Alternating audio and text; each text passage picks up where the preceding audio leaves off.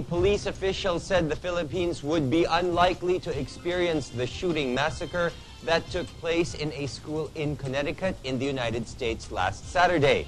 Chief Superintendent Raul Petrasanta of the PNP Firearms and Explosives Office said Filipinos are naturally happy people and are more able to handle stress.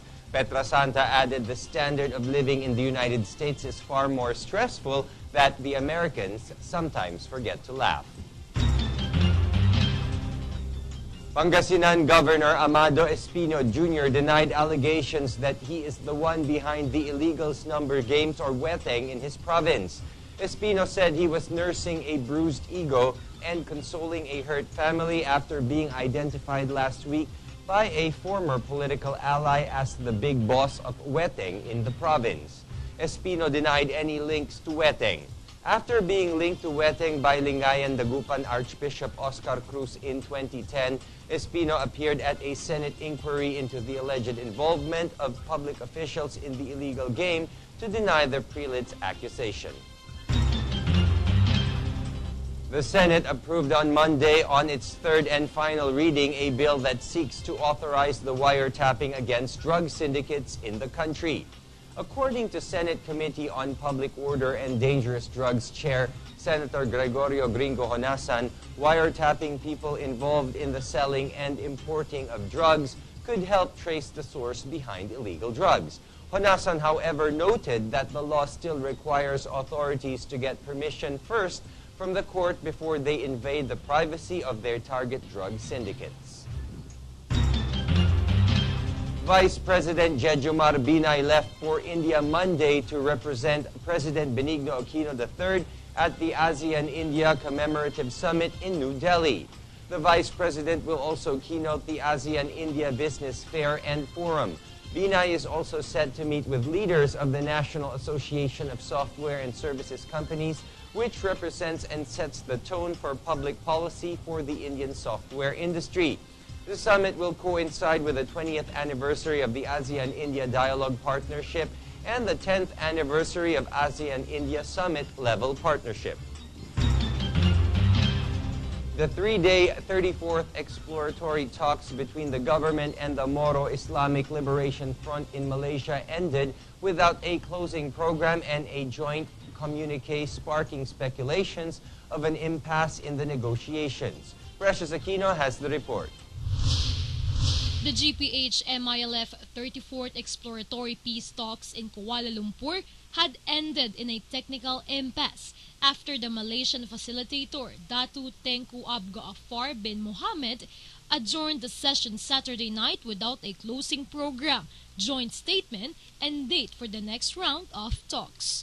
According to MILF website, its peace panel did not push for a joint statement, saying there are no formal agreements whether in the level of the panel or of the technical working groups that merited mentioning or acknowledgement. However, in all other aspects of the talks, the parties have made tremendous gains on the four annexes: power sharing, wealth sharing, modalities and arrangements, and normalization.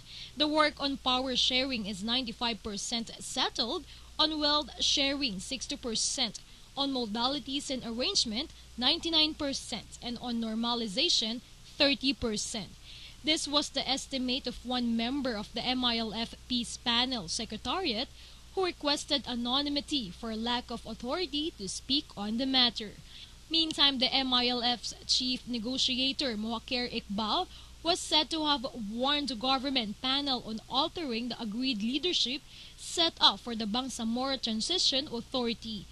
The MILF wants to lead the BTA, which will oversee the setting up of a new political entity that would replace the autonomous region in Muslim Mindanao.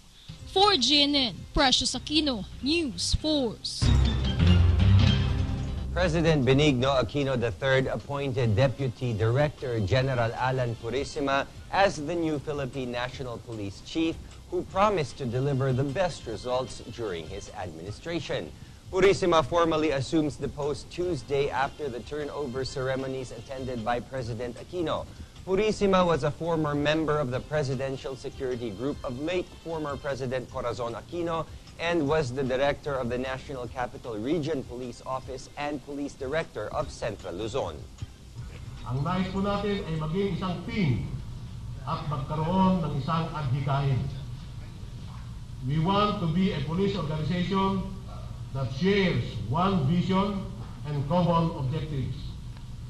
Professional police officers who are resolutely bonded by the PNP core values and principles. Marami tayong pinagdaan ng mga pagsubok. Nandiyan yung mga kulong panahon ng nanay ko.